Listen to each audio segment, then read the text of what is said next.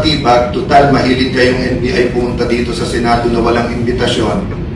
Ngayon kayong pumunta, iniimbitahan ko kayo ngayon kasi kung yung impormasyon mo ay hindi verified, hindi naman marites ang pangalan mo.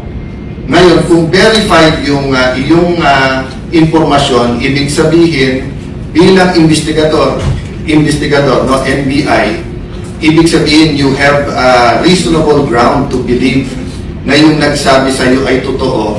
Pumunta ka dito under oath at pagkakataon mo ngayon makaharap si Congressman Mike Defensor at yung 18. No? So itong hearing natin ay open. So if Senator Tito Soto or Senator Erwin Tulfo, ika nga ni Rafi Tulfo, kung ikaw ay matapang, pumunta ka dito. Pag ikaw naman pumunta dito, ikaw ay ututo. Pero open po itong hearing na to. But especially now to NBI Director Melvin Matibag. Pumunta ka dito, Director, kasi ako, interesado talaga ako kung nagsisinungaling itong 18 ito.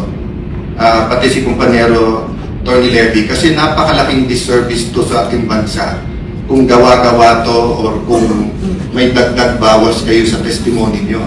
Pero napakabigat ng testimony nyo kung sasabihin nyo ang pinakamalaking sindikato sa ating bansa ay mismong gobyerno.